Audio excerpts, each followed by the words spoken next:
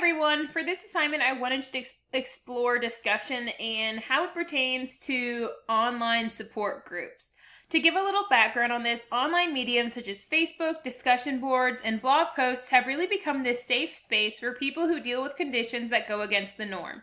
Before these mediums, people with these common ailments would meet up at the coffee house or the hospital, but places like Facebook have really given an online platform to these people to be able to reach further than their local coffee house, but to reach to coffee houses across the nation and across the world. I myself suffer with a gluten intolerance, and I'm often seeking advice and counsel on this topic. Today, we live in a place where gluten-free has become a fad diet, making it harder for those of us with an allergy to eat in places that claim to be gluten-free. For this assignment, I posted in a Facebook discussion group, a gluten-free college Instagram page, and a gluten-free blog site seeking advice on how to eat gluten-free. Let's take a closer look at these forums. I want to start by looking at this blog site. So I found this blog called The Adventures of Anti-Wheat Girl, and it's mostly just this girl's chronicles of how she eats gluten-free, recipes that she makes, and places that she dines out to where she's had a good experience with. So I commented on her latest post that was published on June 20th, which we're looking at on the screen right here, the Haddonfield Donut Company. To be honest, I didn't have a lot of hope in this blog site creating an online discussion, mostly because the foot traffic on a blog site like this isn't going to be as high as something like social media would be able to put out. Facebook, Twitter, Instagram, just being some examples of that. This forum, just like I thought, really delivered no discussion or deliberation at all for me to benefit from.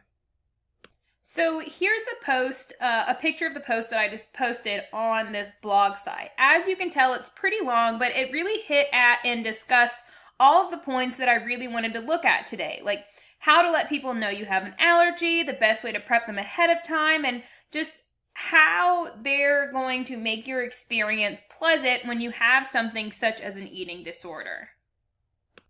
The outlet that I moved on to was an Instagram page that I follow myself called College Celiacs. Much like the blog, it's dedicated to someone posting easy college meals that are gluten-free and the places that they eat that are gluten-free around colleges that they attend.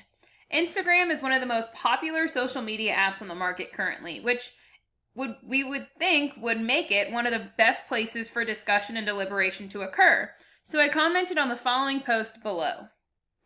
While Instagram has the potential to be a great place of discussion, I don't think we often think of it as a place of discussion. But this post did surprise me a little bit, because the reply that I got was very thorough and in-depth and answered all of my questions and gave advice that I wasn't even seeking. I want to point out that the post that they replied to didn't just end discussion, but in fact, I think it really encouraged it. They talked about, like, if I had any more questions or they weren't clear about something that they said, to definitely give them a shout out and they'd be willing to help me in the future. If they would have just answered the question and moved on, I think it would have ceased the discussion altogether. But because they seemed to be engaged and interested in my post, they encouraged discussion more. And I think that's something that really does encourage good and powerful discussion, is interest altogether. The last outlet I used was a dedicated Facebook support group for celiac and gluten intolerant people. I stumbled across this page about 4 months ago and was really shocked by the amount of discussions that took place inside this support group. So I had really high hopes for this medium when I read about this assignment that I would get a lot of discussion and a lot of feedback. So I was really surprised after 4 days of my post being on this page only having one reply. So I think there's a few things that I could have done to have changed it, such as maybe shortening the length of my post. As you can see, it's a little long and maybe that turns some people off. But again, like I said earlier, it discussed a lot of the points that I wanted to hit at. I also think that maybe attaching a photo or doing something to increase the amount of clicks on the discussion also would have helped the amount of people who would have replied. But through other experiences in this group, I feel comfortable in saying that I would conclude that this is a good place for discussion to occur, even though my post doesn't necessarily reflect this.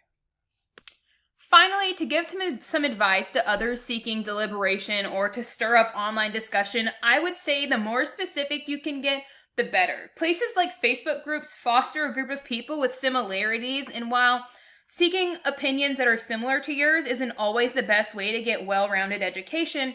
Seeking opinions that are like yours are a better way to enhance your opinion, or stumble across something that is a new, fresh perspective on what you've already been thinking, or even find advice that you didn't even know you were looking for. I think something else we need to consider is maybe keeping it shorter. I think the length may have been against me this time, but in the future, I'll be sure to not let that happen to me. Another thing I would say is maybe adding some sort of clickbait, like a photograph or a video, something that makes viewers want to engage in the discussion that you're having. For me, it didn't turn out well this time, but I'll learn from my mistakes and maybe next time it'll be better for me. This is how it went this time. I really enjoyed it. Thanks so much. Have a good one.